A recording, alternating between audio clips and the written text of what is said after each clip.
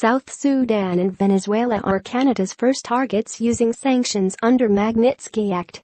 The Canadian government used a powerful new legal weapon, the Magnitsky Act, for the first time Friday, slapping sanctions on 52 officials from 3 countries: Venezuela, South Sudan and Russia.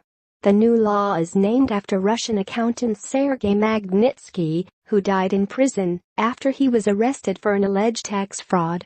The UK-based businessman he represented, American-born Bill Browder, says Magnitsky was murdered by officials who wanted to cover up the fact that they had stolen $230 million in taxes paid by his company, Hermitage Capital, then the biggest foreign investor in Russia. Browder has since devoted himself to persuading Western countries to pass a version of a U.S. law named for his former accountant.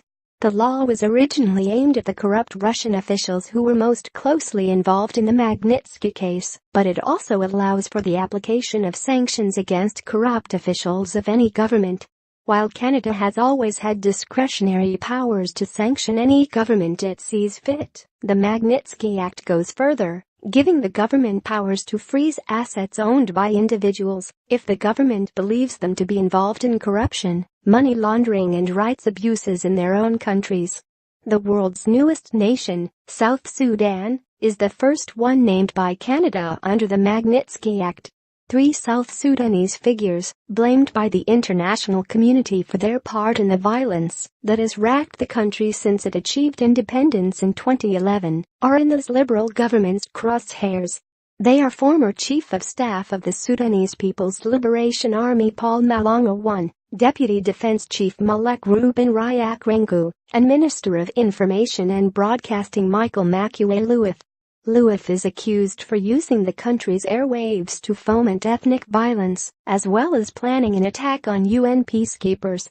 All 3 men were already targeted for sanctions by the U.S. Treasury Department in September. Venezuelan dictator Nicolas Maduro and many of his senior officials were already sanctioned by Canada on September 22 for their role in gutting democracy and rule of law in the country.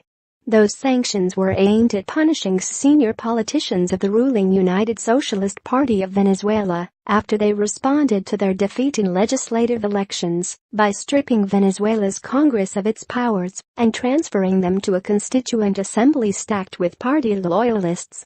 Also sanctioned were officials in the National Electoral Commission, themselves United Socialist Party of Venezuela loyalists, who helped to enable that act of constitutional trickery and have played a major role in undermining the integrity of Venezuela's democracy. Venezuela's President Nicolas Maduro, center, shone with supporters after the announcement of the results of the nationwide election for new governors.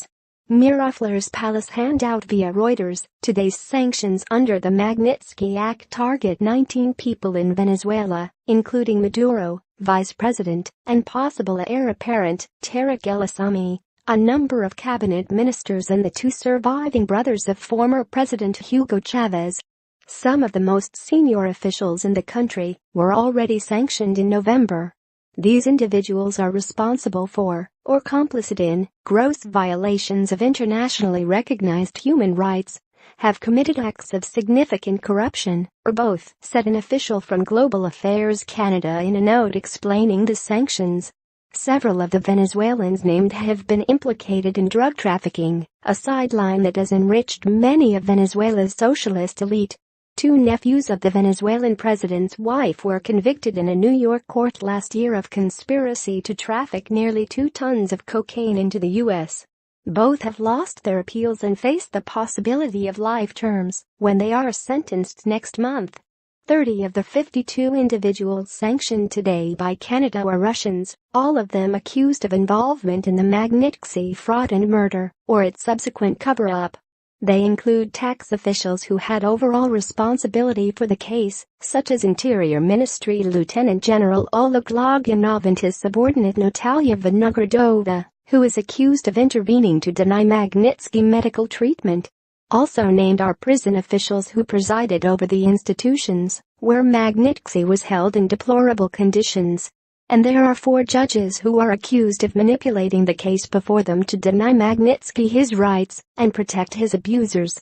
Sergei Magnitsky's son Nikita Magnitsky and his mother, Natalia, watch as Bill Browder responds to a question during a news conference on Parliament Hill in Ottawa on Wednesday. Browder has campaigned for governments around the world to adopt the legislation. Adrian Wild, Canadian Press, one of